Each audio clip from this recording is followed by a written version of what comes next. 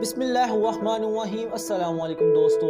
دنیا میں ہونے والے حالیہ چند اہم واقعات نے عالمی منظر نامے پر گہرا اثر ڈالا ہے۔ امریکی صدر ڈونلڈ ٹرمپ جو کہ چند دنوں بعد اپنے صدارت کے منصب سے فارغ ہو جائیں گے، انہوں نے 27 دسمبر 2020 اتوار کے روز چند اہم قسم کے بل منظور کروائے ہیں، جسے ریپبلکنز اور ڈیموکریٹس دونوں اہم سیاسی پارٹیوں کی حمایت حاصل ہے۔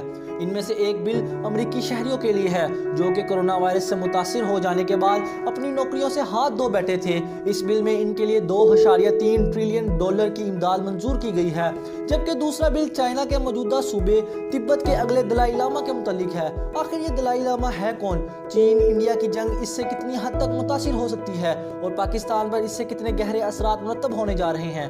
یہ سب اور بہت کچھ ہم آپ کو اپنی اس ویڈیو میں دکھانے جا رہے ہیں، لیکن اگر آپ نے ہمارا چینل سبسکرائب نہیں کیا تو ابھی سبسکرائب کر لیں اور بیل آئیکن پر بھی کلک ضرور کر لیں۔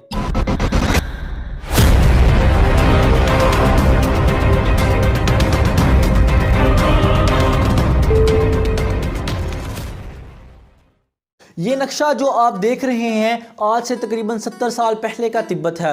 تبت ایک بدھ پرست مذہب کی قائل خود مختار ریاست ہوا کرتی تھی۔ ان کا حکمران دلائی لاما ہوا کرتا تھا، جو کہ تبت میں رہنے والے لوگوں کا سیاسی اور بڑا روحانی پیشوا مانا جاتا تھا۔ یہ ریاست پوری دنیا سے مکمل کٹی ہوئی تھی، یعنی تبت میں رہنے والے لوگ باہر کی دنیا سے تعلق رکھنا بالکل پسند نہیں کرتے تھے۔ ان کے ہاں ایک عقیدہ تھا کہ ان کا روحانی پیشوا یعنی دلائی لاما کبھی مرتا نہیں بلکہ اپنی روح کو کسی دوسرے شخص کے جسم میں منتقل کر لیتا ہے۔ اس طرح ان کے مذہبی پیشواؤں کا ایک فرقہ جو کہ مونک کہلاتا ہے، اگلے دلائی لاما کے انتخاب کے لیے وہاں آس پاس رہنے والے لوگوں میں مرنے والے شخص کی خصوصیات دیکھتا۔ اگر انہیں مرنے والے شخص کی خصوصیات کسی دوسرے انسان میں مل جاتی تو اسے وہ اپنا اگلا دلائی لاما تسلیم کر لیتے، یعنی اسے اپنا حکمران بنا لیتے۔ ایسا ہی کچھ ایک 2 سال کے بچے لہمو ڈونڈپ کے ساتھ ہوا۔ مونکس کو اس بچے میں دلائی لاما کی خصوصیات نظر آئیں اور اسے اپنا دلائی لاما منتخب کر لیا، لیکن ابھی وہ 25 سال کا ہی تھا کہ 1950 میں چائنا نے تبت پر حملہ کر دیا۔ یہ ایک بہت خوفناک جنگ تھی، سینکڑوں لوگ قتل ہوئے اور 1951 میں چائنا نے پورے تبت پر قبضہ کر اس پر اپنا جھنڈا لہرا دیا۔ اس سب کے بعد دلائی لاما لہمو ڈونڈپ نے پورے چائنا میں سیاسی لیڈروں کے ساتھ ملاقاتیں کرنا شروع کر دیں تاکہ وہ ان کے حق میں آوازیں اٹھا سکیں، لیکن 1959 میں اپنی ناکامی کو دیکھتے ہوئے لہمو ڈونڈپ نے امریکی خفیہ ایجنسی CIA کی مدد سے انڈیا کے جنوب میں واقع ایک شہر دھرم شالہ میں پناہ لے لی۔ جب چائنا نے انڈیا سے دلائی لاما کو حوالہ کرنے کا مطالبہ کیا تو انڈیا نے اس سے انکار کر دیا، جس کے نتیجے میں چین اور انڈیا کے درمیان پہلی جنگ واقع ہوئی۔ بہرحال اس سب کے بعد دلائی لاما نے تبت کے کچھ لوگوں کے ساتھ مل کر تبت سینٹرل ایڈمنسٹریشن یعنی CTA قائم کی۔ اسے کچھ لوگ جلا وطن حکومت بھی کہتے ہیں۔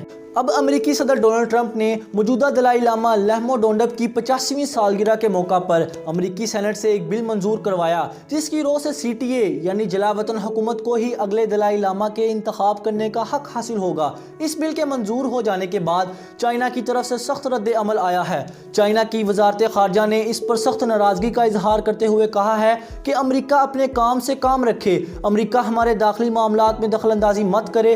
دلائی لاما کے انتخاب کا اختیار صرف اور صرف چائنا کی حکومت کو ہی ہے۔ اگر امریکہ نے دوبارہ ہمارے داخلی معاملات میں دخل اندازی کرنے کی کوشش کی تو اسے سخت سے سخت جواب دیا جائے گا۔ اس بیان کے بعد عالمی منظر نامے میں کافی کشیدہ صورتحال پیدا ہو گئی ہے، لیکن سوال یہ ہے کہ امریکہ کو اتنی دور بیٹھے آخر دلائی لاما کی اتنی پرواہ کیوں ہے؟ اصل بات یہ ہے کہ تبت ہی پاکستان اور چائنا کے درمیان وہ بنیادی مقام ہے جہاں سے پاکستان میں CPEC کا آغاز ہوتا ہے۔ یہی وجہ ہے کہ امریکہ کو آج تبت کی اتنی پرواہ ہو رہی ہے۔ وہ چاہتا ہے کہ کسی طرح اس خطے کو جنگ میں جھونک دیا جائے تاکہ CPEC کامیاب ہونے کی بجائے ناکام ہو جائے۔ لیکن ان تمام معاملات کے برعکس بھارت ہی وہ واحد ملک ہے جس نے آج تک دلائی لاما کو پناہ دے رکھی ہے۔ چونکہ بھارت جان بوجھ کر ان تمام معاملات میں دخل اندازی کرنے کی کوشش کر رہا ہے تاکہ وہ چائنا سے جاری جنگ میں اسے ہتھیار کے طور پر استعمال کر سکے اور ساتھ ہی ساتھ کشمیر میں جاری ظلم پر بھی پردہ ڈال سکے، لیکن اس سب عمل کے بعد یہ جنگ شدت اختیار کر سکتی ہے۔ چائنا اس سب کا بدلہ اروناچل پردیش اور آسام جیسی ریاستوں میں باغیوں کو اسلحہ پہنچا کر رہا ہے۔ حال ہی میں بھارت کے اخباروں نے یہ انکشاف کیا ہے کہ انڈیا کے سب سے کمزور مقام یعنی چکن نیک کے قریب واقع 7 ریاستیں جسے سسٹر سٹیٹس بھی کہا جاتا ہے، جس میں اروناچل پردیش، آسام، منی پور، मिजोरम, नागालैंड, त्रिपुरा और मेघालय वगैरह शामिल हैं, वहाँ पर बागियों से चीनी असला बरामद हुआ है। इस तरह जहाँ अमेरिका और इंडिया मिलकर चाइना को खाना जंगी में धकेलने का सोच रहे हैं, उधर चाइना भी इंडिया को तोड़ने की मुकम्मल तैयारी कर चुका है। इस सब सूरत हाल से पाकिस्तान को फ़ायदा और नुकसान दोनों हासिल होगा। नुकसान ये है कि सीपैक को नुकसान पहुँचने और खित्ते में एक नई जंग शुरू होने से पाकिस्तान में तशद्दुद पसंद ग्रोह अपना सर उठा सकते हैं। चूँकि हमारी मईशत पहले ही बहुत कमज़ोर है, इस सब से मईशत को शदीद दचका लगेगा। दूसरी जानिब फ़ायदा यह है कि चाइना की यूनाइटेड नेशन यानी अक़वाम मुत्तहिदा में पोजीशन काफ़ी हद तक मजबूत हो चुकी है। इस तरह पाकिस्तान चाइना के साथ मिलकर मकबूदा कश्मीर पर दुनिया से अपना हक तस्लीम करवा सकता है, जिससे भारत की जानिब से किसी किस्म की जारहियत के जवाब में चाइना और पाकिस्तान मिलकर भारत को जवाब दे सकते हैं। लेकिन अगर इस पूरी सूरत हाल का बगौर जायज़ा लें तो हमें मालूम होगा कि किस तरह से पाकिस्तान के सियासतदान सिर्फ इक़्तिदार की हवस के लिए एक दूसरे के जानी दुश्मन बने हुए हैं। किसी को कुर्सी की परवाह है तो किसी को लूटी दौलत बचाने की। लेकिन क्या पाकिस्तानी रियासत और अवाम किसी नुकसान की मुतहम्मिल हो सकती है? बिल्कुल नहीं। तमाम सियासतदान दानिस्ता या गैर दानिस्ता तौर पर गैर मुल्की एजेंडे के हाथों एक ख़तरनाक खेल का हिस्सा बन रहे हैं। अब तमाम सियासतदानों को सोचना पड़ेगा कि क्या वो इस खेल का हिस्सा बनेंगे या रियासत के मफाद के आगे सब कुछ तर्क कर देंगे, क्योंकि हुक्मरानी रियासत और अवाम पर की जाती है, ना कि बंजर और मुर्दा ज़मीनों पर। अगर आपको हमारी ये वीडियो पसंद आई तो वीडियो को लाइक करें और अपनी राय का इजहार कमेंट सेक्शन में ज़रूर करें। अगली वीडियो तक के लिए अल्लाह निगहबान।